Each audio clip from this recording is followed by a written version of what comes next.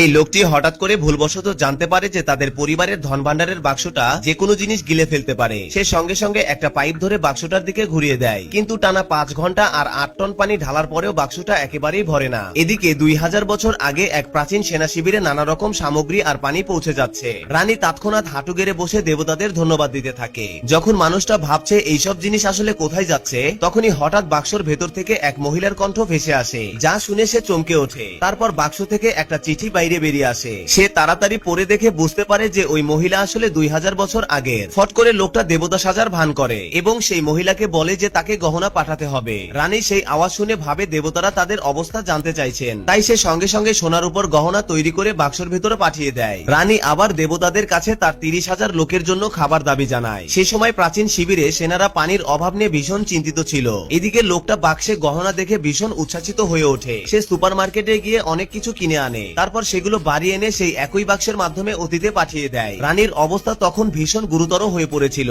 তার 30,000 সৈন্যরা টানা 3 দিন ধরে না খেয়েছিল, আর সেনাপতি রানীকে তার সেনাবাহিনী নিয়ে হুমকি দিচ্ছিল। ঠিক তখনই হঠাৎ বাক্স থেকে এক বস্তা চাউল বেরিয়ে আসে। সেনাপতি ভাবে তাদের উপর হয়তো আক্রমণ হয়েছে এবং তলোয়ার চালিয়ে দেয়, কিন্তু যখন দেখে সেটা চাউলের বস্তা, তখন ভীষণ অবাক হয়ে যায়। আর সবাই তৎক্ষণাৎ দেবতাদের ধন্যবাদ জানানোর জন্য হাঁটু গেড়ে বসে পড়ে। রানী আবার শত্রুকে হারানোর আত্মবিশ্বাস ফিরে পায়। বন্ধুরা, যদি আপনাকে 2000 বছর আগের সোনা রূপা আর মূল্যবান রত্ন দেওয়া হয়, তাহলে আপনি কি করবেন? কমেন্টে জানাতে পারেন।